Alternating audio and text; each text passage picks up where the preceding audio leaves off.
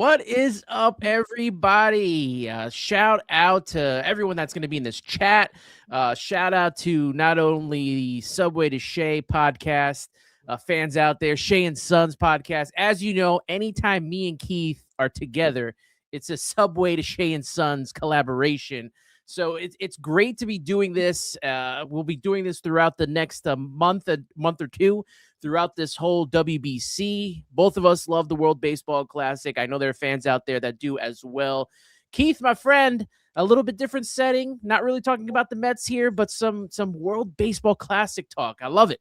I know, man. It's really awesome. I think, having us, kind of be one of those like pioneers along with a special guest that we're going to announce in a few minutes, put it out there and kind of just talk about the beautiful sport that is baseball. I'm really excited and I'm proud to actually be hosting this with you. So my brother, I'm very excited. Thank you again that we've collaborated, and yeah, let's have a great World Baseball Classic, man. Let's talk. Yeah, it's going to be a lot of fun. The last time in 2023, it ended with, no pun intended, it ended with a classic, right? Yes. Team USA versus Team Japan. You had Ohtani versus Trout in what was a memorable, even just at bat, the whole atmosphere was memorable. Even going all the way back to the Dominican Republic versus Team Puerto Rico in Miami, the fans out there, I don't think I ever seen that place as packed as it was for that game, but the whole tournament entirely has been such fun to watch. And there was qualifiers earlier on last year. I don't know if you got to see some of that on YouTube. That was a lot of fun.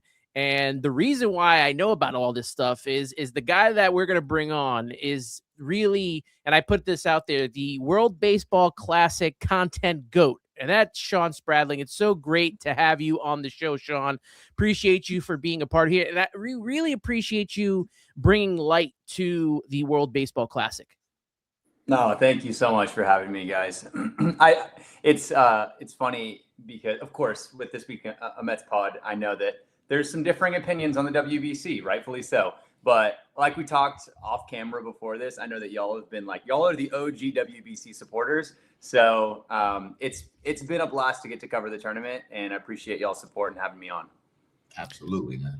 Well, this whole month leading up to the World Baseball Classic, let's not say it's been the best month for WBC just in general because of this whole insurance issue. And I know you posted a very kind of detailed look into, what this whole thing entails. Can you, enlighten our viewers and listeners into what this whole issue is with the insurance? Because obviously we have a couple of players on the Mets that have had this issue. I assume that a lot of it stems also from what happened to Edwin Diaz in 2023. We're dealing with Francisco Lindor right now.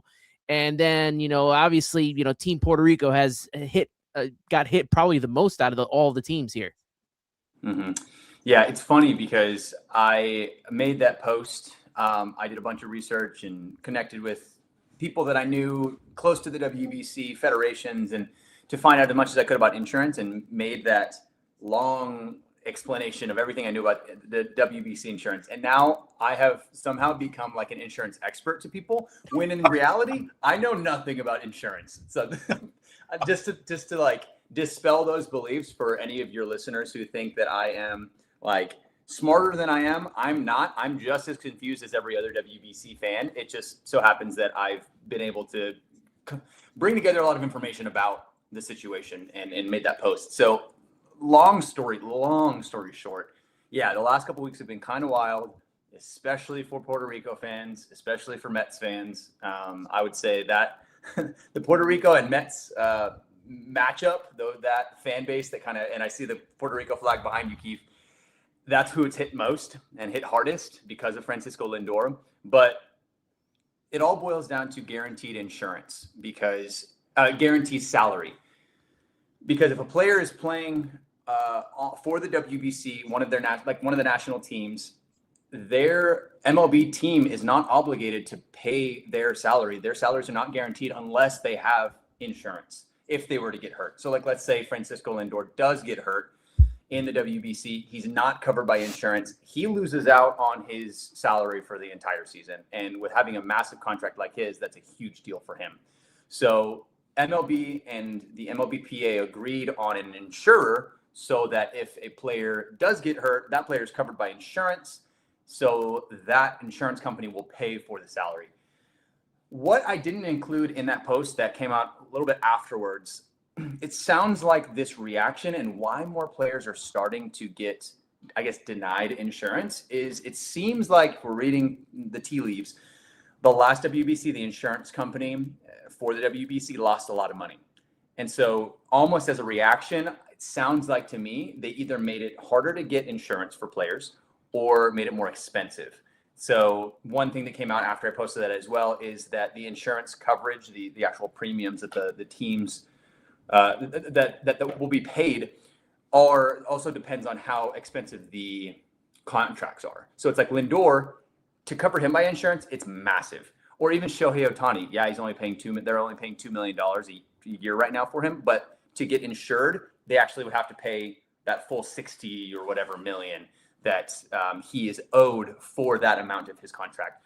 So it makes sense from a money standpoint, and it makes sense from an insurance standpoint. That doesn't solve any of the issues and anger and frustration by WBC fans or Puerto Rico fans, because for me, I'm like, we really don't have players playing because of insurance. It's like we have everybody bought in.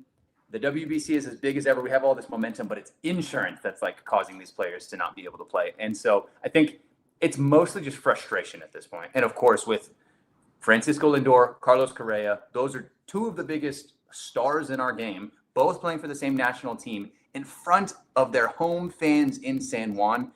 It makes so much sense to me why there's so much frustration, because it was supposed to be this like beautiful moment to bring those guys back together. Shawn, I got a question. What's been kind of, it's not more so like the Puerto Rico team. It's just more so like there's been other players that are on, I guess, big money and they got insured. So I like with a little bit of an injury history as well, right? Mm-hmm. And it all pops up today. We find out about a Lindor injury currently, but I know that has nothing to do with what was going on with the WBC. But like, there's players that, you know, I've had conversations with Anthony and others, like a guy like a Byron Buxton or a guy like a Ronald Acuna Jr., guys who are very vital to their team, but are on decent amount of money, and they got insured without really any headache. So like, how does that differentiate with what happened with like Altuve, Lindor, and Correa?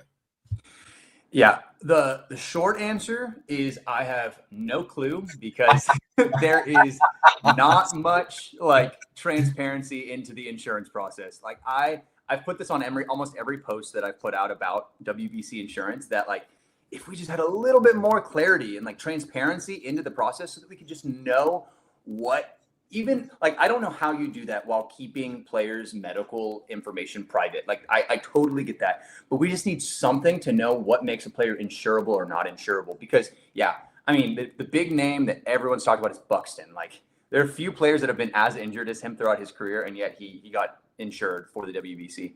I will say that specific player situation, a trusted like WBC insider told me that it was a lot easier for him to get covered by insurance because it was way cheaper, because his contract is way smaller than Lindor.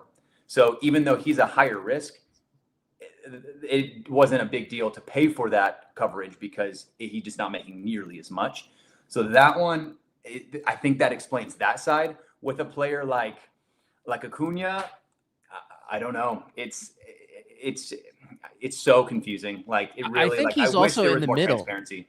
I think he's also in the middle when it comes to his contract, because he's got a team-friendly deal with the Atlanta Braves. So maybe that's where. So like for guys like Lindor and the most expensive players, what you're saying is like they really have to have the perfect bill of health to get insurance, whereas these other guys that maybe they don't have the best health, but you know, they're cheaper contracts, it might be a little bit easier for them to get the deals. Otherwise, they're just not going to get them.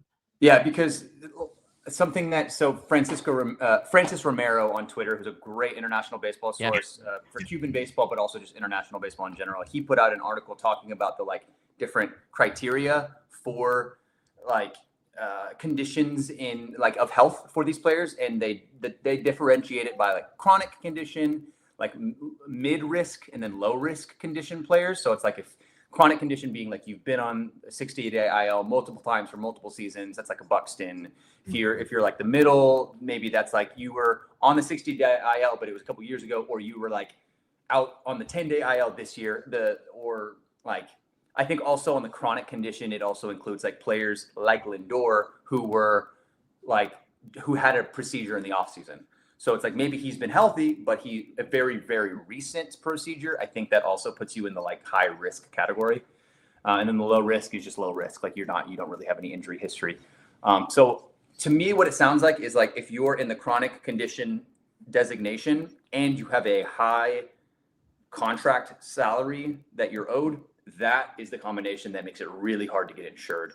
Then, I mean, we could go down the rabbit hole on like, well, then you could do private insurance, Bad Bunny, or is it, or is it like unnamed source? Who knows? Right. Like, there's like a million, like Puerto Rico's going to pull out. Well, no, they're not going to pull out of the tournament. Like the fallout has been wild to see, like all eyes on the WBC. But yeah, it's just frustrating that it was for me, and I can't even imagine how Puerto Rico fans feel because it was two key players on the same team. Whereas most other teams, it's like you have a Jose Altuve, but that's like that was like one big player, and he's a little bit like older than like Francisco Lindor and Correa, who's like in their prime. So it made sense, at least somewhat. But then you have those two guys for Puerto Rico. It's just the perfect recipe for fury from everyone.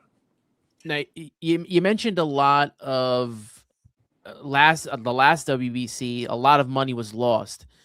I don't know if you may know this, but did the federations know about this and the countries know about this coming into this WBC, that because there was so much money lost that the rules might change and it's going to be harder now for these players to be, because it feels like, even for Team Puerto Rico, who was kind of scrambling at the last minute to get this roster together, that maybe it wasn't clear cut talked about.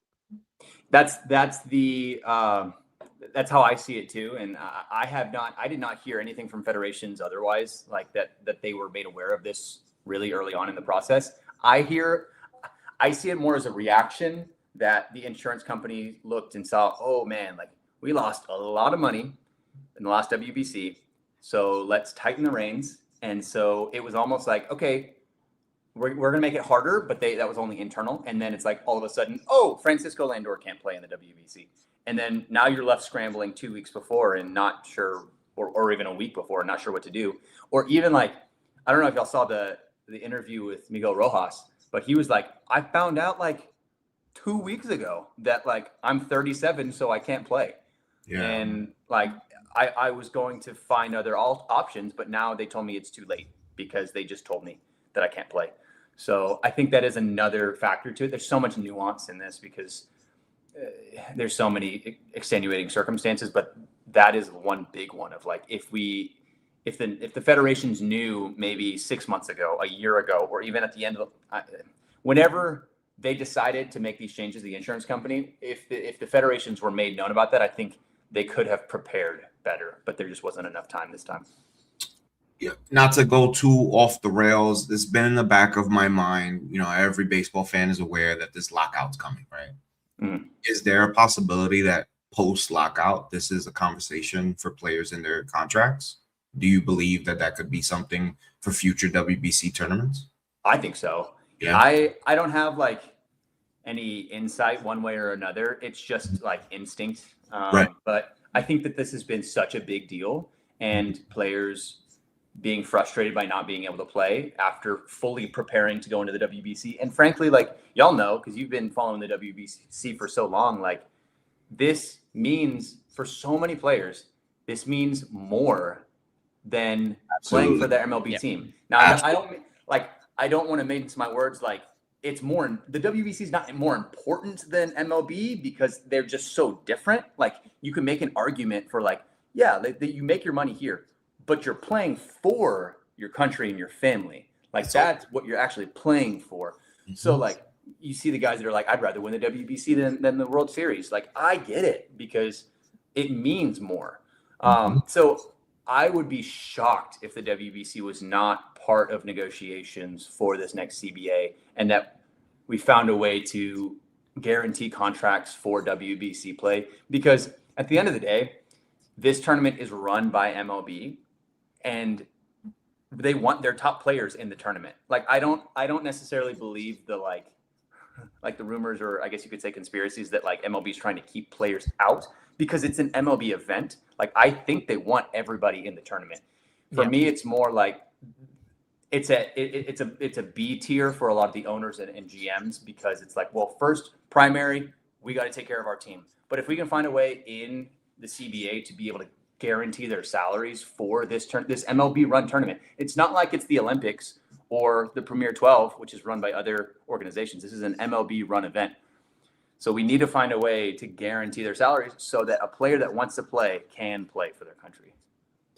Now, with Puerto Rico initially wanting to back out and it being in their background in Pool A, you know, what do you think that would have set off changes for the next WBC? Because, you know, losing a big team like them, losing the atmosphere that you have in playing in Puerto Rico, like I don't know if I'm glad that they stayed in, because I think it would have been a little bit bad on their parts. Like, oh, we don't have players, so we're not going to play. And obviously they're going to have a field a team, and it's going to be a good enough team to play. It's not going to be the superstar team that they wanted, but like to have them back out of this tournament being one of the major players, like what would have been the reverberation of something like that taking place, where maybe huge changes would have taken place in the next WBC? Yeah, I'm sort of back and forth on like how I would like predict or foresee how the fallout would be, because I could see it both ways. I could see one side being like, that really messes up Puerto Rico's relationship with the WBC, and the WBC kind of just keeps going, because I believe that like the WBC is like our sports World Cup. Like I think that there's no doubt that this is like our premium international event. I think the other side of it is like, well, a lot of fans think that if Puerto Rico did end up pulling out, that could like ruin the WBC and it falls apart. I don't necessarily think that either, because I think it has enough to stand on itself and it's bigger than it's ever been. I think that if Puerto Rico did pull out, though, that would have been a huge hit culturally for the WBC, because Puerto Rico has been like one of the biggest, most loyal supporters of the World Baseball Classic since 2006, since its inception. And I think, now, correct me if I'm wrong, but the feeling that I get, and I'm not Puerto Rican, but I have a lot of Puerto Rican followers. I feel like that everybody feels betrayed by how this has gone on, and very confused. And that already hurts like the WBC, because like those were like I said, some of the most loyal followers and supporters of the World Baseball Classic. So I don't think long term, though, since they didn't pull out, I don't think it's going to affect it much. I think this was a really frustrating thing to get through, but I put in that in that post, I think it's going to lead to reform rather than making the tournament fall apart. I think because of the situation with the insurance and everybody being frustrated, I think because Puerto Rico threatened to pull out, and it's like a very real possibility, now it's like, oh shoot, like we need to make improvement and changes moving forward so that doesn't happen again. For me, it was, you know, I'm a very proud Puerto Rican, and, you know, I'm very blessed to be a Met fan and to have Francisco Lindor on my team, along with other Latinos such as Juan Soto. But it does feel a little different. So like I can understand my Dominican friends with the passion for like a Juan Soto, even like a Starling Marte. But for me, Francisco Lindor is like a different conversation for me, obviously, right? And they can relate to that as well. But like, it's always been something to see him, like Lindor, Correa. We didn't get Correa the last one. We got him 2 WBCs ago. But like, you know, Team Rubio, you know, it was just, there's just like such a vibe, right? Yeah. So to not, obviously my Met fandom always kind of gets put aside, but like it feels like we were robbed of something because we were probably going to have our best team in a very long time, since I think maybe the first WBC where we had Beltran, Delgado, and a cast of others. And, the way we view things, right? We need to measure up to the Dominican, right? That is our one competition in the Caribbean, right? And the Dominican always have a great team. And this was like maybe the first time that we could probably not scrap our way by them, because we've beaten them in the past, but it's tough. They're a juggernaut, right? But maybe this could have been the time that maybe we could have gone a little bit toe to toe. Now it's like, we might have to like hopefully squeeze one out, hopefully, because it just doesn't seem like an even playing field, because we're missing some of our guys. So like, it was just a really good opportunity that we could have gone to a really big stage, hopefully, like, or even play the Americans, right? Just to sit there and say, yo, look at our guys, right? We may not win it, we may not beat the big guys, but we're going toe to toe with them. And for it to be like this, it's a little bit of a letdown. But I don't want to make this stuff, as the Puerto Rican and another Puerto Rican here, I don't want to make it all about Puerto Rico. It is really awesome to see other countries, like to just kind of step up to the plate. Like, I'm super, super, super excited for Mexico this year. Like, I think Mexico is no joke. I think Venezuela is no joke. So, like, maybe it's the baseball fan in me that's like, you know what? You're getting baseball early. You're getting competitive baseball. You're getting Caribbean passion, And eventually, like, me and Anthony are already planning to watch, Chinese Taipei versus freaking whoever, right? Like, we're already planning that because we just want to watch baseball. So I'll be up in the middle of the night. In the middle of the night, right? Exactly. And I'm sure, Shawn, you're going to be covering. You're probably going to be out there. So I'm just like kind of glad baseball's starting, but we're starting with a bang, and it's kind of weird for me to say this out loud, but like, once the tournament kind of gets going, maybe, we could just move past it, because it is hard to talk about. It's probably the first time I actually talk about it publicly right now, like other than like tweeting about it.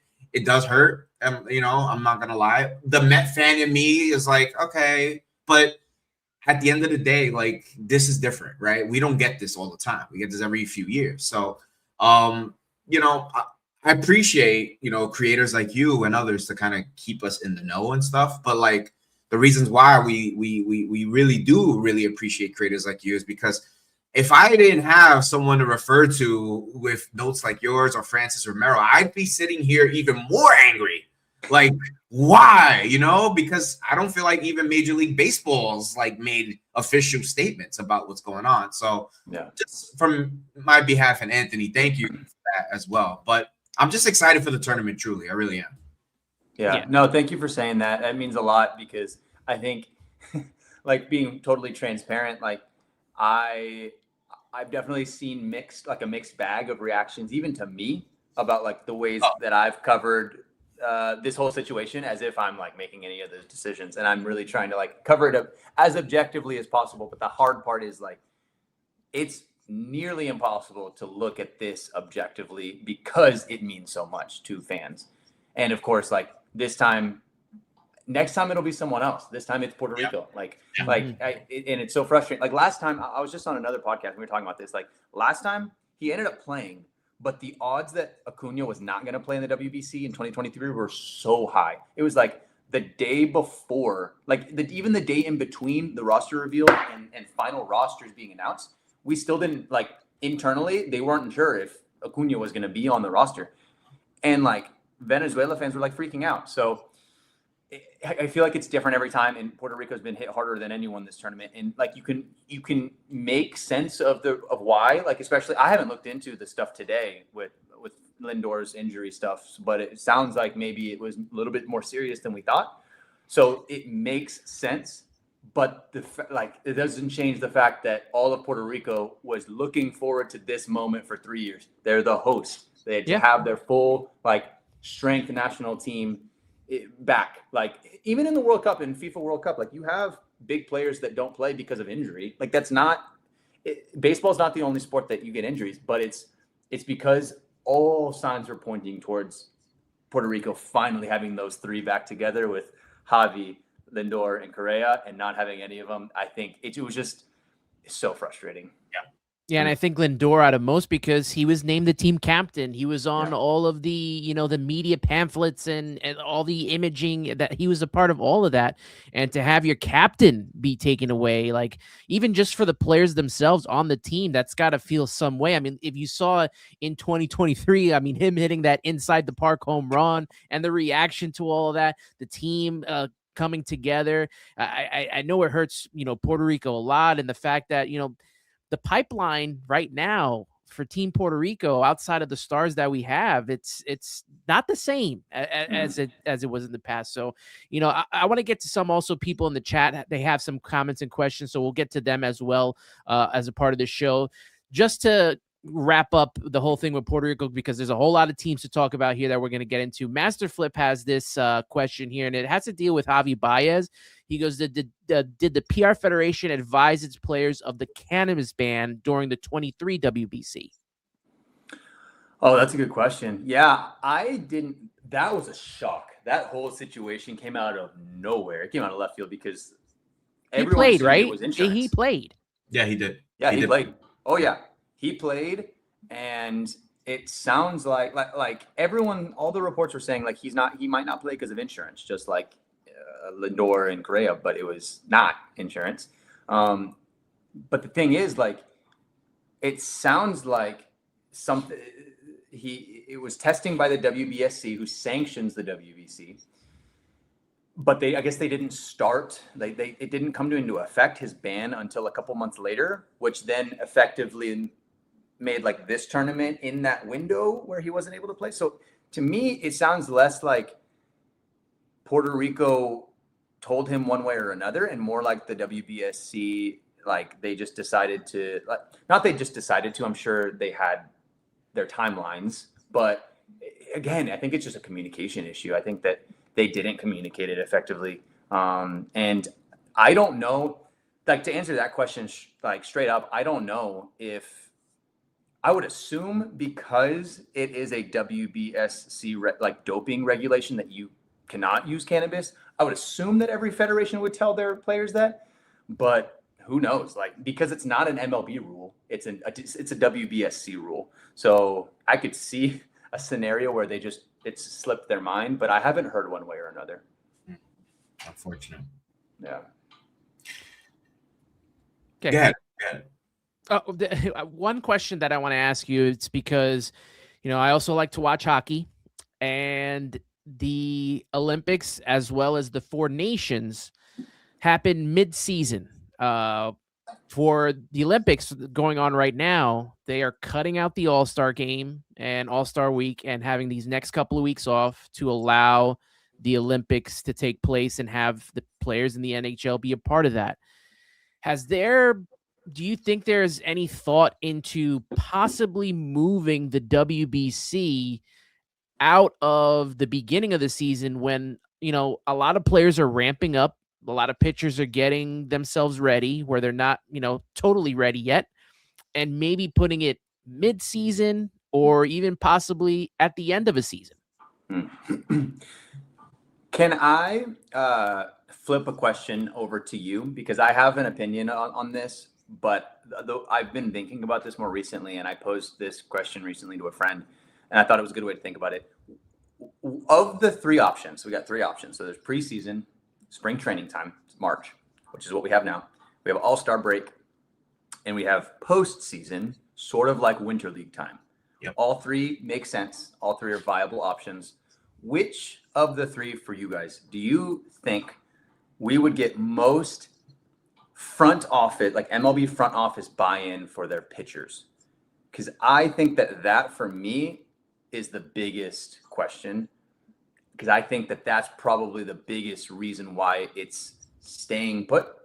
I think there's a case to be made for the others, but what do you guys think would get the most buy-in from at front offices? For me, it would be to get rid of the All-Star break and put it there. Maybe take a week or two off of the baseball season and place the WBC there. The pitchers are already in mode. fans won't be able to get upset or complain about the fact that their pitchers aren't ramped up. They're not getting themselves, they're not in tip-top shape form yet. They have to leave camp, to go play and can't get acclimated with their team. They're already in mode here. I think that would be for me. I mean, after the season's over, there's just so much going on. Like you mentioned, winter ball, you got the MLB postseason as well. I mean, you'd have to do everything indoors because it's cold, right? We're in November, December, we're starting. So I would personally put it in the middle of the season and get rid of the All-Star break, because honestly, I'm not a big fan of the All-Star break like I used to be when I was a kid. It's not the same anymore. It really is not. Yeah. I would say, as the fan in me, I would like Anthony's idea, but if I was like working for a team, I think the best idea is how they have it now. Because the only reason why I say that is because at the end of the year, there's a lot of multiple factors, right? People they go on vacation, they take breaks from baseball, right? Some guys are free agents. They don't want to probably get hurt while, free agency is going on. When you're doing it around this time, most of free agency is already done, as we see now, right? Very horrible process, by the way, but I had to throw that in there. Guys are revving up, but, there is a pitch limit, like you are very much aware of. Guys are not throwing 7-inning shutouts in the WBC. This is kind of a little bit more intense than what they would do in spring training. So I think it's not overbearing, Altuve, in my opinion, is probably the only player to get hurt in a baseball activity at this tournament. This tournament has been relatively safe. It's a baseball game.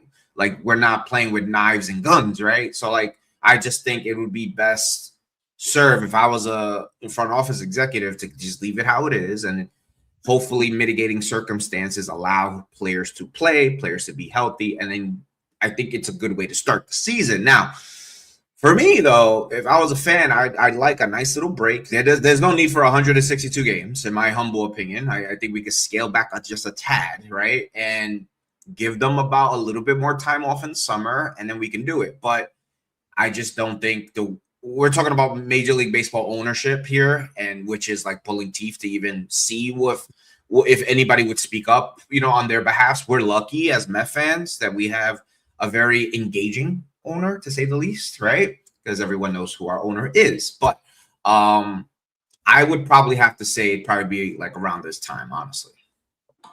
Yeah, no, that's great. I think those are the two most common answers that I hear as well.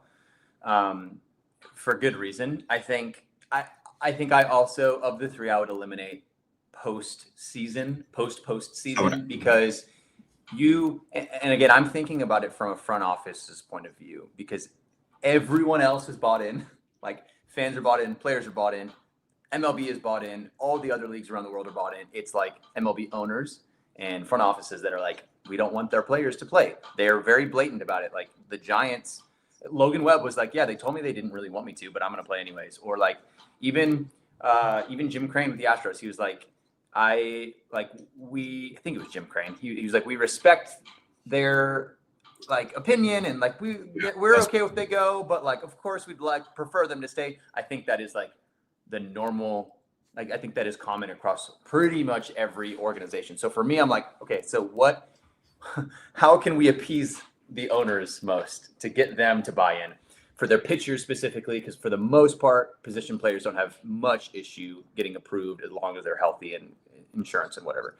So for me, it's after the season, I think arms have way too many innings on their arm, way too many pitches, especially for the teams that went through the postseason. I don't think you're going to get many of those pitchers to play because they're just taxed. And even if they do play, they're going to be taxed. They're not going to perform their best. So I'm going to rule that out.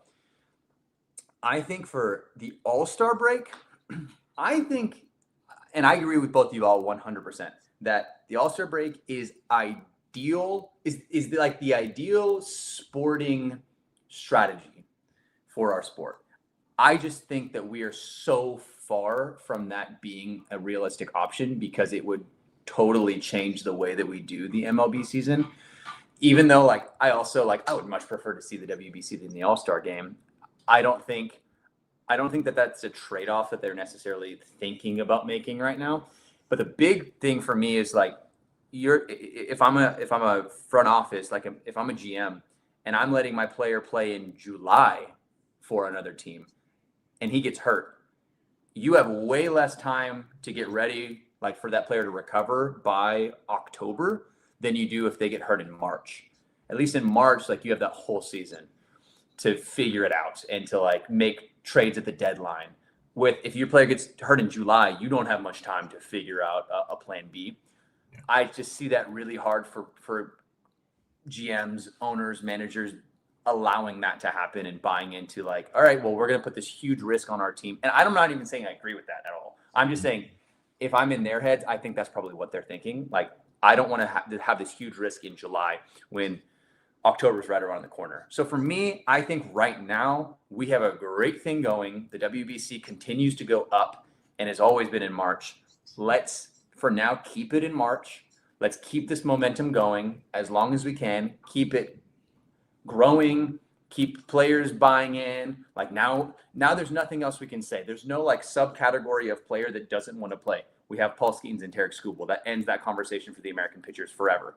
So like every player's like the players are bought in. It's just now like, okay, the front offices are telling their pitchers like just ramp up a little bit early. Like it's just a week early. Like that's it. You know, like maybe a couple weeks early, and they're going to be ramped up a little early for the season, and then they're good for the rest of the season. And like, I think that because it's become normal for teams to let their players, like their pitchers, start to pitch, it's become sort of like a normal thing. I think I just want to keep that going so that we don't like mess with the status quo, and then it like everything crumble, and then no one plays during the All-Star break, and none of the managers, the GMs, want to let their pitchers pitch. So I think ideally, I'd love for it to be halfway through the season. I feel like that's perfect. Everybody's ramped up. Everybody's like in peak midseason form. I just don't know if we're close to that yet. Well, I want to throw this at you. There's a little diversion here, but it does have to do with, the baseball being the world sport. Now, at Yankees 27 Co saying this WBC is even more important because the top two American teams qualify for the 2028 Olympics. Now, I'm not too sure if Major League Baseball players also qualify to be a part of the Olympics, because the Summer Olympics are in July. So like, are they going to leave? And that I that's where I'm confused. Yeah, so that's a great point that I hadn't really considered in this like when should the WBC happen conversation, because historically, MLB players have not been allowed to play in the Olympics. No 40-man roster players. So you look at like the Tokyo Team USA team, and it was mostly like minor leaguers and like playing in foreign leagues, or like like the Dominican team, like Julio Rodriguez was able to play because he wasn't on the 40-man roster yet. So that's historically. This next WBC, we're anticipating MLB players actually being allowed to play for the first time, which is going to like totally shoot up like Olympic baseball in popularity, I think. So there's that. And yes, I think it was either yesterday or 2 days ago, they did announce that the WBC will act as a qualifier for the Olympics. Excuse me. So for the top two teams in the Americas, other than the USA, because the USA is the host, and so they're already auto qualified. They will be playing. So the next two teams will qualify for the Olympics. So it does make it even more, I guess, raises the stakes even more, makes it even more important. But that is a really good point that like, I made the point that we're not like used to having WBC or international breaks at all in baseball, especially during that All-Star break. But if we have that for the Olympics, that could change things. And if that goes really, really well, then maybe that does set a precedent of like, okay, well, now we saw it worked. It was a huge success. It was in LA. Dave Roberts said he wants to manage. He's going to manage Team USA, and Shohei Ohtani is going to play in LA, and like everybody's eyes are on this, and it's such a fun mid-season thing.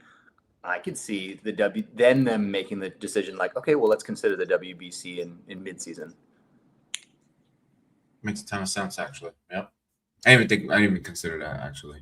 Yeah, I hadn't put that just together came out yet this until you week. said that. I think the news just came out this week about the whole Olympic thing. Now let's get into the meat and potatoes of this tournament here. I got the tournament format here. Excited. Yeah. Pool A, Puerto Rico, Cuba, Canada, Panama, Colombia. That'll be in San Juan. Pool B, United States, Mexico, Italy, Great Britain, Brazil. That'll be in Texas and Houston. Then Pool C, Japan, Australia, Korea, Chechnya, and Chinese Taipei in Tokyo. And then Pool D will be Venezuela, Dominican Republic, Netherlands, Israel, and Nicaragua. Real quick, and I one more question from Yankees Co here, and shout out to him because he is all the way out in DR and watching this show with us there. His question is, which group do you think is the most competitive in terms of talent? He thinks it's Group A. Man, that's a great question too. Remind me which one Group A is. I'll bring back up the Puerto Rico, Cuba, Canada, Panama, and Colombia. Okay, so I think that when it comes to most competitive, if we want to look at like most parity and the stakes maybe that are the highest and the most teams that have the chance at making it out of the pool, absolutely Pool A for me. Like, I think there is a very realistic possibility for any of those 5 teams to make it out of the pool into quarterfinals because, and unfortunately, like I would have said before all of the news over the last couple of weeks that Puerto Rico was probably one tier above the rest of these teams. I would still say they're probably a half tier above all of the rest, but it's way closer now. I think Canada has their strongest roster they've probably ever had. I think Colombia and Panama have a bunch of big league talent and got most of the players that they need, including even some like Enrique Bradfield Jr. for Panama, who's not born in Panama, but he's playing for his country. So it's like they got even more than probably some fans were hoping. And then Cuba is the one that is a little bit, I'm a little up in the air with. I think they are probably the weakest team in this pool, which is crazy to say considering 2006, they were in the championship. And it's so sad to see like how the strength of the national team has continued to deteriorate. But Yaku Cosmopolitan, my friend on Twitter who covers Japanese baseball in English. He's an incredible source for anyone who loves Japanese baseball. He reminded me they have a lot of NPB talent on that Cuba team. Especially their ace, Livan Moinelo, is like, I'm not mincing my words, like one of the best. He is one of the best starting pitchers in baseball in the world. Like he is Cy Young caliber in NPB, which we see Cy Young caliber in NPB means Yoshinobu Yamamoto. It means Roki Sasaki. Like that is the kind of tier that he's performing at there, and he's playing for them. So like they don't have a ton of depth, but they have some star talent on the pitching staff. Raidel Martinez is one of their closers who's just been dominating in NPB. So not to focus on Cuba, but I think that even though they may be like the weakest team depth-wise, easily could see them scratching out a win or two. And I could see that pool being like Taichung in Taiwan in 2023, where every team finished 2-2, which meant like the 2 teams that moved on to the quarterfinals were 2-2. And the team that literally got relegated to qualifiers had the same record at 2-2, which is just maximum chaos. But I could see that happening again with this pool. My favorite, like in terms of like talent, was I'm if you could put up the picture again, and I feel like, and this might be, I agree with you with Pool A being probably the most competitive, but like I feel like in Pool B and Pool D, I think there's like 2 somewhat favorites, right? With United States, Mexico, and then Venezuela, Dominican, right? But in Pool C, everyone expects Japan to go through, but I feel like Australia, Korea, Chechnya, and Chinese Taipei, I feel like that's like a battle royale to just qualify with those 4 teams. I remember the last WBC, just watching how exciting some of the games were with Korea and Chinese Taipei. Like I feel like those games, like they're obviously either really, really early. They were really, really early in the last WBC, or they're going to be really, really late in the dates, like in this year's WBC, they're fun. And you get to find out like players that are like on those teams that you wouldn't even know are on those teams that have played with, teams we used to watch here in America. And there's usually a star that pops out of nowhere. Remember, there was a guy, I think it was for Korea or Chinese Taipei. He was hitting, you probably remember him. I'm pretty sure you do. He was hitting home runs like left and right. Shawn Chen, I believe it was. Oh, Yu Chang? Yes, him. Yeah, he was all over the. I was like, this guy's insane. Yeah. I was like, yo, this guy, and then the crowd was going so crazy. Oh, it was so much fun. So much fun to watch. So much fun. And I completely agree. Like there's the level on like the talent on the field, that's one thing. But then yeah, you're right. Like for the like WBC and international baseball, like sickos like us that will wake up at like 3 a.m., 4 a.m. to watch baseball. It is so much fun to watch those games in Japan or last time in Taiwan and see that like baseball culture that feels so much different from American baseball or Latin American baseball. Like it's a different vibe. And it's cool to see baseball culture be different around the world. But you're so right in that, like, I think Japan is fully expected to finish at the top of that pool. And after that, like, I would say that Taiwan and Korea are probably, they're like neck and neck for me. I would say that Australia is maybe a half tier below, and I would say Czechia is probably a half tier below them. I don't think many people, they just like, they're one of the best stories in the WBC, but they don't have much big league, like they don't have really any big league talent. They're mostly amateurs, but they play together a lot, so they have team chemistry. But when it comes to like playing against, I mean, those three other teams in Japan, Korea, and Taiwan, they have very legitimate like professional baseball leagues, and so they're all like professional baseball players. They're all big league talent players. So I don't see them doing much damage. Australia, I'm kind of back and forth with because they almost had like a Cinderella run last time and beat out Korea. I think Korea had a huge they were a huge disappointment in the last two WBCs, honestly.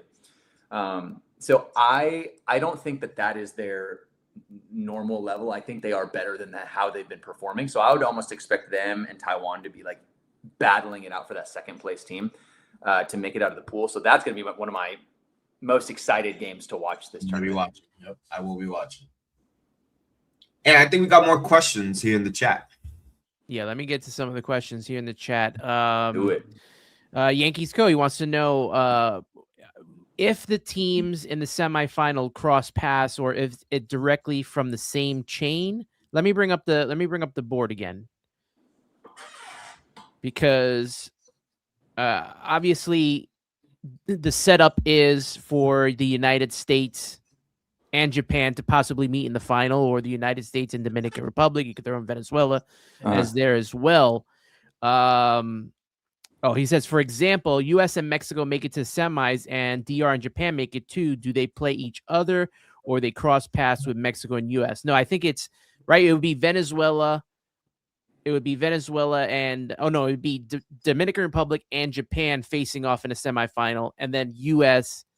and Mexico would face off in the final. No, right? Because they're in different pools. Yeah, it'd be the winner of Pool A and Pool A and Pool B. Yeah, and then the winner of that would move on to the semis.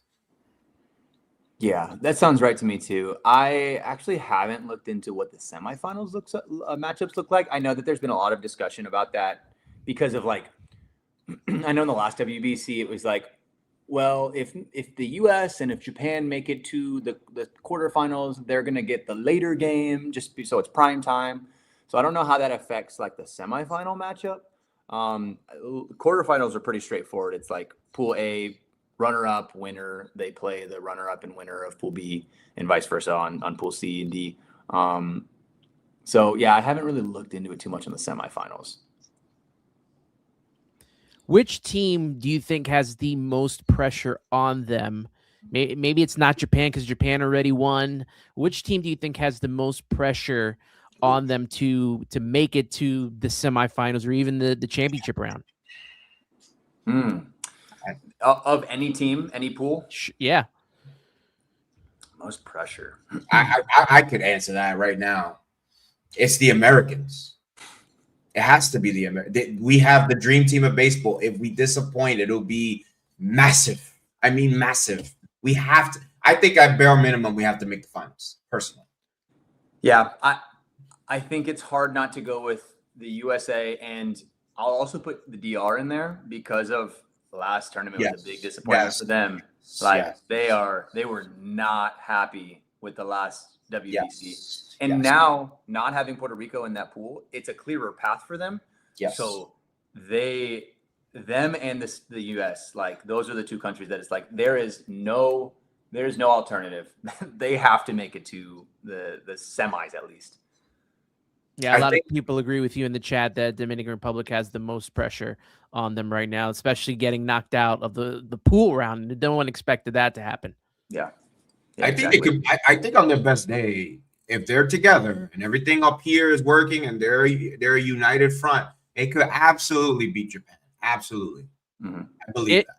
Is Dominican Republic the biggest foil to Japan getting it back to the finals? Yeah, I think so. I think if you're looking at the roster, like this is an all-star roster. At least the lineup, like there's arguments to be made that this is a better lineup than the US. The pitching, like the US takes the cake for sure. Like this is probably the best pitching staff ever. But that Dominican lineup is just a juggernaut. And on top of that, they do have they got Christopher Sanchez. That was honestly kind of a shock to me. I don't know, I think because there was so much back and forth about Freddie Peralta and Framber Valdez and a lot of their top guys, Luis Castillo, not playing. I just kind of assumed, I was like, well, they'll find a way to to get Christopher Sanchez to set out of it after his Cy Young level year. But the fact that he's playing is pretty massive. Him and Sandy Alcantara was pretty big for them last WBC. So they very much have the expectations from their fans, but then also they have the talent to play foil, like you said, to Japan. And I almost get the sense that Japanese fans don't expect to win because they won the last WBC. They've won 3 out of the 5. And I almost get the sense that they're getting not spoiled in a good way. Hey, if we don't win, it's okay. There's other countries that almost deserve this too. I don't know if that's a popular opinion or not, or if it's just been the ones in my comments, but I'm not going to discredit them because they are the kings of international baseball until proven otherwise. They win every single tournament. They went 5 straight years on the international stage, not losing a single game in any event. So they should be the favorites until proven otherwise. But I think Dominican Republic has a stronger roster. So if they can actually get that team chemistry down, they don't have a ton of time to do it. But the difference between the Dominican Republic and the US team is the US has a week or 2 to build team chemistry. At least with the Dominican Republic, a lot of those guys know each other. They grew up with each other through the baseball system. So they have that history together. I think last time it was maybe a little bit more star led, less chemistry led. And this time, hopefully, they're focusing on being a team. There got waffle. It's all right. The United States doesn't really have that foil like Japan has in the Dominican Republic. But if there was a team that could possibly knock the United States out and surprise, which team do you think from that side of the bracket? Let's see. Would it be Mexico? I think so.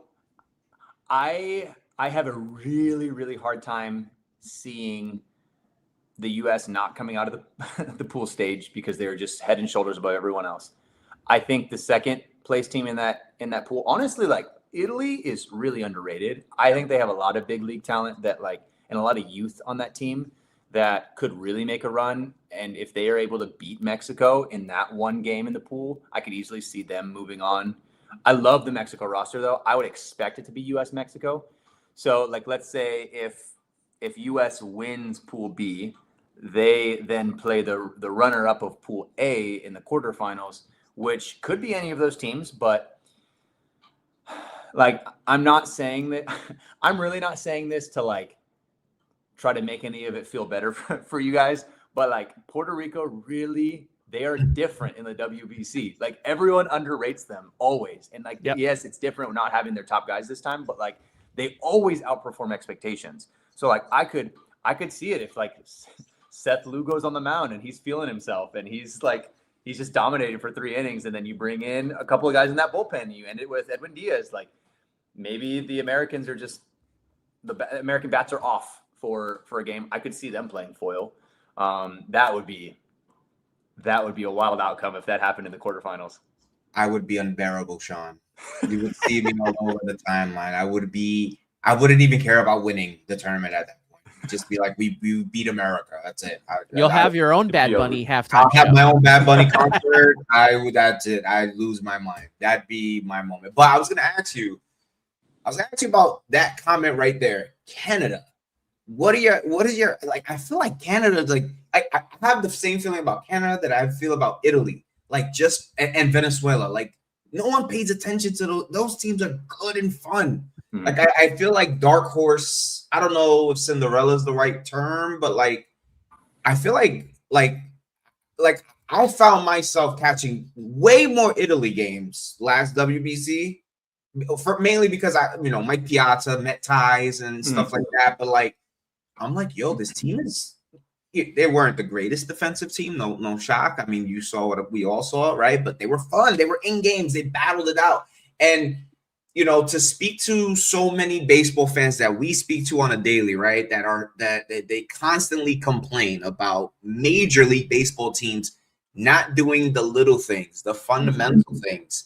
And then you watch Italy and like Canada and all these other teams, Venezuela, bunt the guy over, just little base knocks, and then the crowd going crazy and everybody in the dugout going nuts. I'm just like, I'm so excited. I got goosebumps right now. But like those teams, like I know you probably know way more, but I just know those teams are gonna be just.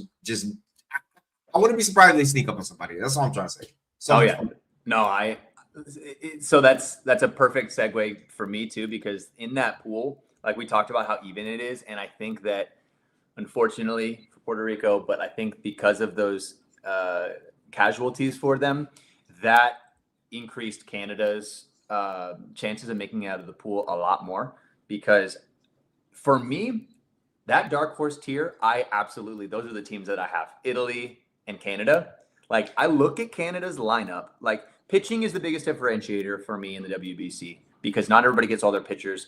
And they like we can talk about that in a second, but if we just look at the lineup, it is a full big league lineup, which like not many national teams can say. Like it's not a ton of like annual all-star caliber players, but you have some all-star caliber players, and you have a lot of youth. Like you look at the lineup, you have Tyler O'Neill, Josh Naylor, Owen Casey, Denzel Clark in center field, like took over like the highlight reel of MLB last year.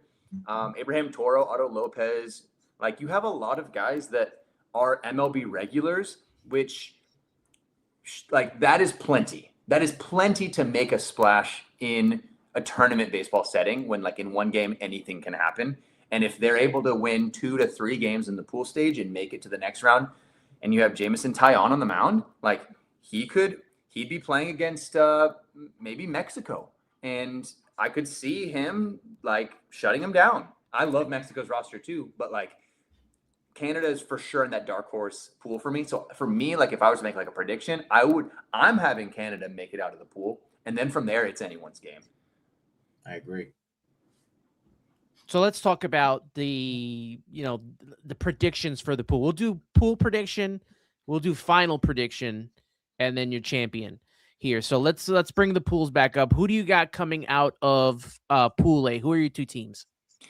All right. So if we're looking at pool A, I'm going to stick with the 2 teams that I just said because I could see it being anyone, but I'm pretty confident that even though they seem defeated, I think Puerto Rico, once it gets to March 6th, they're going to be even hungrier than ever, the players that are actually on that team, especially in front of like home fans. I'm going to say Puerto Rico for sure. And then the second team, I'm going to pick Canada. Mm-hmm. Nice. So Puerto Rico and Canada out of pool A. I do have to be the homer for Puerto Rico here. Like I feel like everything is against them. And like you said, once we get to March 6th, they're going to be at home. They're going to have the fans rallying around them. And I think that's going to be what gets them out of the pool. And yeah, I gotta agree. I think Canada, you guys sold me on Canada. I didn't know too much about Canada going into this one, but I feel like you guys have sold me looking at the roster and feeling how, different Cuba is at this point. Colombia isn't as strong in Panama. So Puerto Rico and Canada for me as well. Keith? Yeah, I think Canada gets out of there. I think Puerto Rico is gonna get 28-year-old version of Nolan Arenado. I think we're gonna turn back the clock, baby, and we're gonna somehow make it out of there. We're gonna crawl. We're probably gonna get through on a wild pitch, but I'll take it, man. I'll take it. I think Puerto Rico and Canada out of Pool A. Hey, and if they do get out of Pool A, I mean, some pitchers are going to be eligible, right? Jose Barrios will be eligible, and that's going to be a big deal for the Puerto Rican team. Armand is amazing, saying Pool A, he's got Cuba and Canada. Yankees 27 Co has Panama as one of his dark horses in the group. Now, we're going to Pool B. You got the United States, Mexico, Italy, Great Britain, and Brazil. I think it's the top two that you have there in the United States and Mexico, especially with Benji Gill managing. They just won the Caribbean Series, so I'm pretty sure that whole atmosphere is going to get behind them as well. So I got United States and Mexico coming out of that pool. Yeah, I'm definitely taking the U.S. out of that pool. I don't see there really being any way that they don't get out of that pool with that pitching.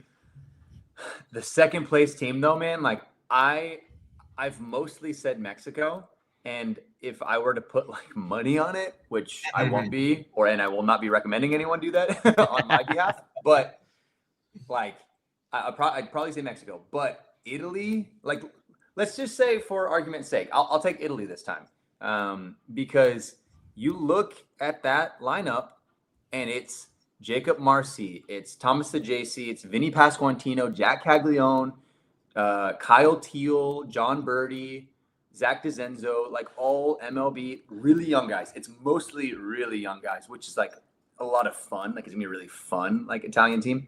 But then again, the differentiator for me is pitching, and they don't have much in the bullpen, but at least they have Aaron Nola, Michael Lorenzen, Sam Aldegheri, Gordon Graceffo, like big league names, even like an older Adam Ottavino, which is like people might laugh at that, but like in this pool stage, just having depth is like a big deal. Greg Weissert, Dan Altavilla, like he had a great year with the White Sox this year, like a sub 3 ERA, I know. So I'll take them for this.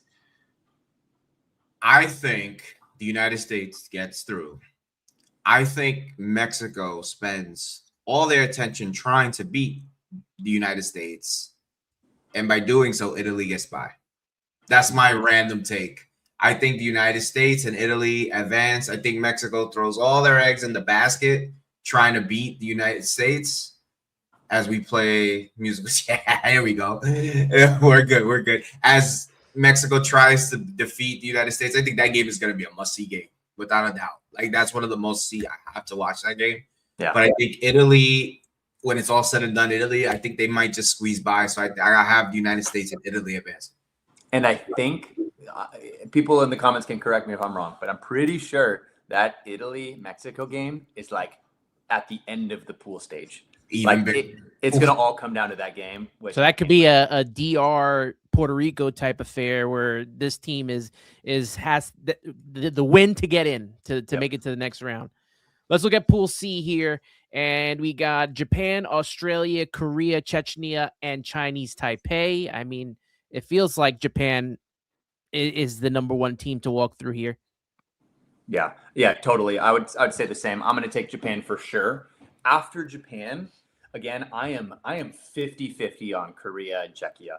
I think, oh man, it's so tough. I haven't made this prediction anywhere yet because it's been so close for me. I think like I could see Korea making it out of the pool because they're going to be very motivated because they've lost. They've done really poorly in the last two WBCs, and they have a lot of talent on the offensive side. A lot of really great hitters that are really young in KBO. they don't have as much pitching. But the thing about Czechia is they have the pitching, they don't have the offense. Like they're almost like opposite teams for me. And Czechia, they actually beat Japan in the Premier 12 recently. Now Japan didn't have like their full strength national team, but they had a lot of their players, and they're like even the backups that they had were in NPB. So like all NPB players. So like that's a big deal for them. So I think they're also riding that high. I'm going to say Japan. And for now, I'll say Czechia.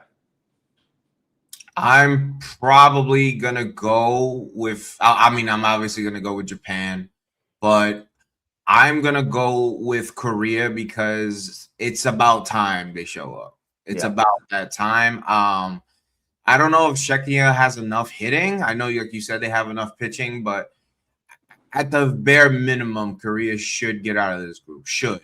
You would hope, right? But let's see. Yeah, I think it's Korea until really proven otherwise. Like these other teams, like Czechia and Australia, until they can take care of business and beat Korea. So last WBC, Australia did beat Korea, and they went on that run and destroyed the hopes of all Korean fans everywhere. So I think you're Keith, you're right. Like they're going to be hungry, and I don't want to know what's going to happen to Korean baseball if they don't make it out of the pool stage again, because they're fully expected. They expect to. They made it to the finals in 2009. They were like at the same level. They beat Japan. I was watching those throwback games on MLB Network for the last WBCs, and they beat Japan in 2006 like 2 or 3 times in that tournament. It just so happens that the last time that they met each other was the elimination game, and Japan beat Korea. But Korea was like right there, neck and neck. So that's another team, kind of like Cuba, that I'm like, oh, we need to turn it around. They need to get back to their strength that they used to have. 100%.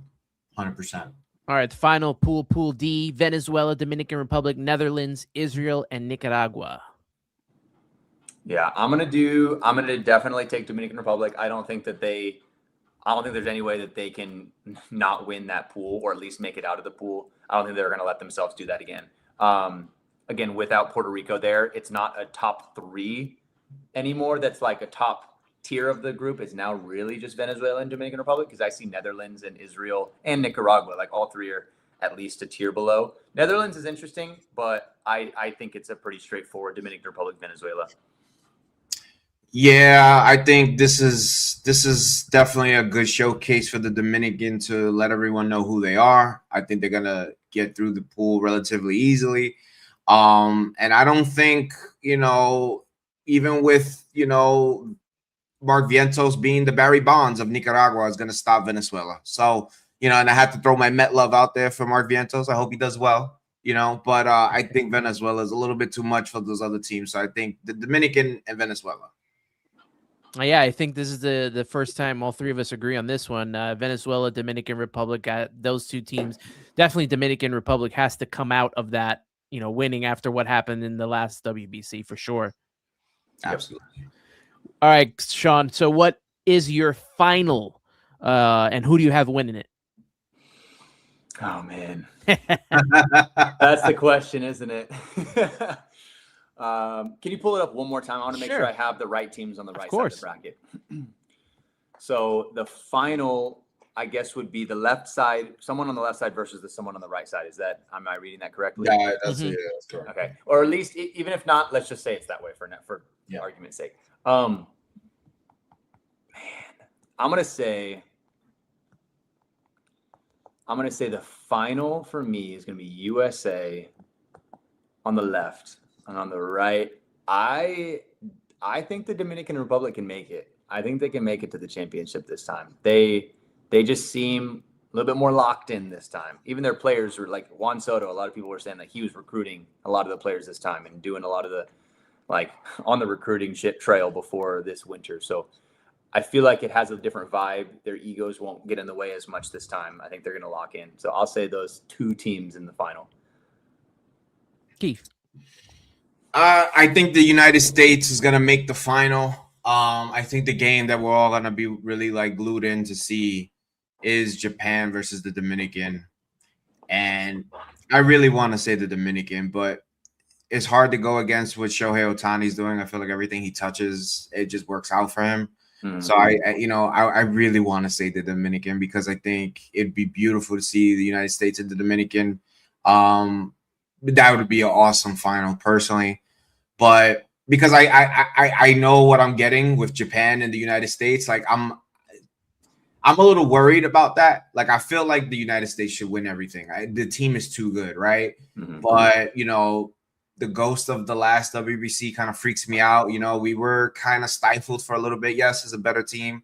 I feel like the United States Dominican final would be like legit fireworks. Like, I just think it'd be like awesome.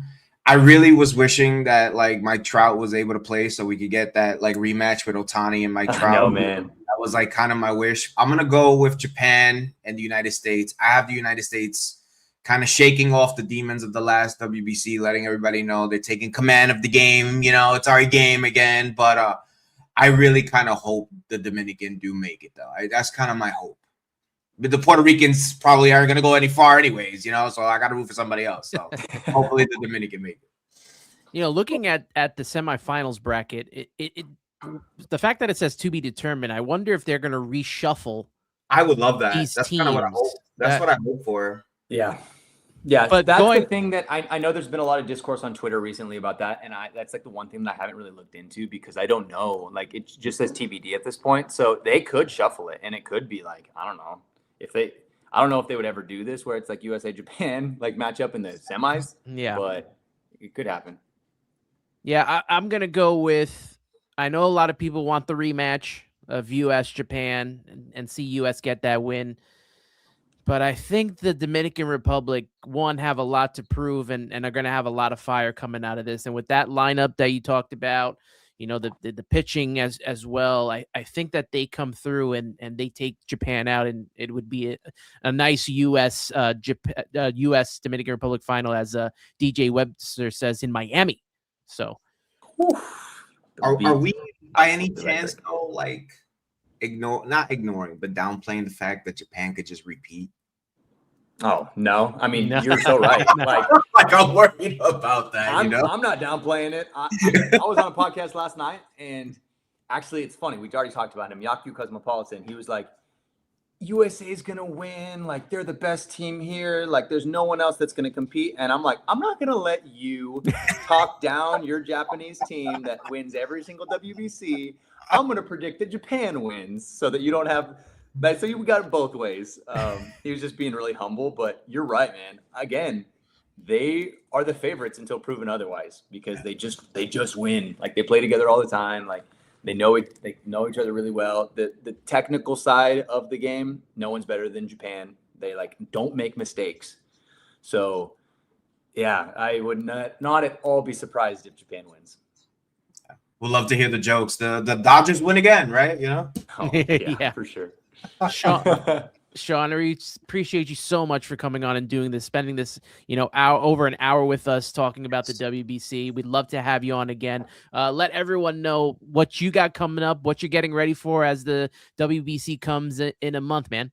Yeah, thank you guys so much for having me. This was awesome. And you're right. It is I love talking WBC, but it's also fun when we can take it a level deeper with people. It's not just hey, let's cover the WBC every 3 years, but it's guys like you that have been following it for years, and you follow it in the in-between years. So it's we can talk real WBC stuff. That's always fun for me.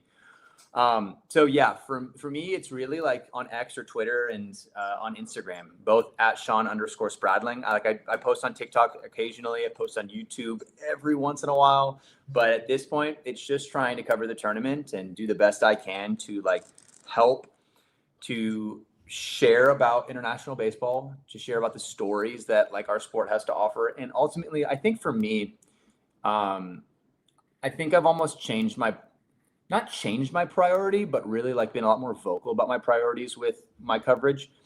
In that it's so much more, it's way more than baseball, just like it is for the players. For me, it's I want to do this because my comments are full of Cuban fans talking with Taiwanese fans, and Puerto Rican fans engaging with Nicaraguan fans. Beautiful. And Japanese fans. And you get to see, like, because of the way that international baseball works and this community is so cool, like, you get to learn different cultures and get to know people from different places in the world, which I think gives a much needed perspective on the world right now. And so if you're interested in like learning about different cultures, meeting different people from around the world that love the same game that you love, feel free to shoot me a follow and engage in that conversation, because it's a lot of fun. I found out through Shawn, Taj Bradley's Mexican. Since when? Since I had no idea. Taj Crazy, Bradley, right? Like what? It's been a pleasure, brother. It's been a pleasure.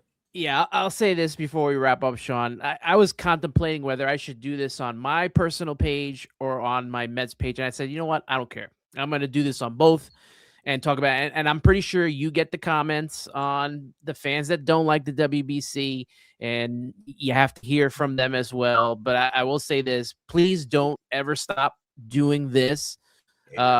Please keep up, because there are fans like me and Keith, and you see the chat that we've had. We are in it, and we want to hear from you, and we want the content, and we want to be a part of the conversation, and we will continue to help promote the WBC as the best way as we can. And we thank you for kind of spearheading that and being the lead in the WBC world. Thank you, brother. No, that means a lot.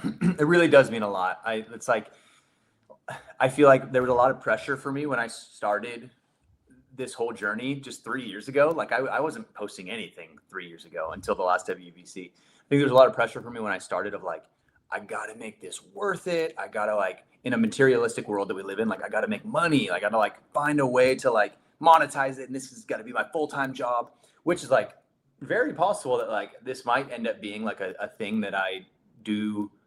Like I want to spend as much time on this as possible. If someone wants to help me monetize it, great. But it's not only that, like, that's not the priority for me. It's like, if the money comes, great. But the priority is like, this is just so fun, because you get to meet people, you get to like engage in like fun baseball conversations. You get to like follow your national team, get to see your team, like your country, play up against the rest of the world on the global stage. Like that's what gets me fired up. So I have a lot of grand plans about what the future of my content could be. But at bare minimum, if none of that happens, I'll still keep doing this, like just covering the WBC every 3 years, keep like engaging with fans and like of the tournament, and helping, like, God's been really good in like giving me a platform to help bring people together. And so like I give him praise for that, because it definitely wasn't me that like had that innate desire to like cover international baseball. So yeah, I'm just thankful. You do amazing work, so don't be too humble, brother. You're good at what you do. I appreciate it, man. Thank you. Shawn, thanks again so much. We appreciate you, and we definitely want to have you on again at some point. Yeah, we'll make it happen for sure. All right, brother. You take care. Yeah, you too. Yes, sir. Keith, man, we could not have started off our WBC coverage with any better guest. We could talk this shit for hours, bro. This is amazing. I'm having a blast, and it's like Tuesday. I'm like, oh man, wait till the tournament actually starts. I can't wait, bro. Can't wait. Yeah, and we're how many weeks are we now away from the start of the actually it was March 6th, right? We'll have some under a month, right? Yeah, I know we'll have some, exhibition games against some major league teams, but the real business. I think I even sent you this. I don't know if it was like 12 o'clock at night. I was like, look, it's Chinese Taipei versus Japan. I'm down. I'm so down. But yeah, we'll do the interviews. We'll have the conversation. We'll see if we could do any lives at some point. We'll be covering it all with the WBC. This was a lot of fun, and I really appreciate you going on this venture with me, because I know we talk about it in the chat, and I was like, you know what? Keith is the perfect person to go on and have this conversation about. So, man, this was a lot of fun, and I appreciate you, brother. I appreciate you, man. I mean, at the end of the day, the one thing that brings everybody together is the fact that it's baseball, right? And we all grew up loving the sport. We're Latin men. We're also American, and there's other people from other countries that have came up the same way. And like, it would be so cool to just like truly see how diverse the sport could truly be, like worldwide, the same way other sports have gone. And I'm a big soccer guy, so like I see things through a soccer lens, and the same, I kind of see baseball getting there at some point. I just hope and pray like this tournament doesn't have any situation like the last tournament. Just get through it. Everyone have a great, safe, healthy tournament. We'll talk about it ad nauseum. And you know, I'm really, really excited to see everybody show. I'm actually more excited, honestly, to just see people like forget about all the opinions and just leave it aside and just be like, let's just watch a really good, fun baseball game. You know, that's the thing too. I think that's the last that last line from Shawn before he got off here was saying, doing it for fun. Yeah, and watching baseball for fun, which I really feel like has kind of lost its luster. Not only just with this kind of international play, but we see it with Mets. I mean, there's in the Yankees as well, all teams across.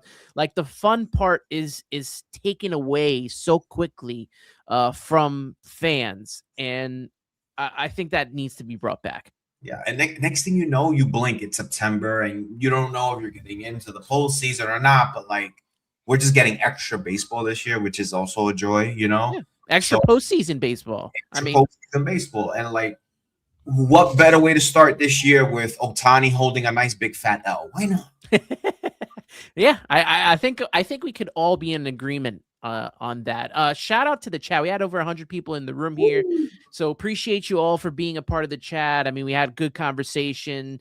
Master Flip was in here. Our guy, Master Flip, Armand, DJ Webster, Yankees 27 Co from DR was in here. That's awesome. Lane Kerner, everybody that was a part of this whole conversation. If I forgot you, I apologize, but appreciate you for being a part of this. I think the next thing that we will do, I don't know if it's going to be live. We could think about doing it live, but it may be more of a recorded setting, is breaking down the pools by pool. Okay. So we'll do A, B, C, D. That'll be a 4-parter, and we'll get into that. And then, we'll try to get some more guests on. I have some ideas in mind. I know you have some ideas as well. And yeah, man, the WBC March 6th, we are on the way.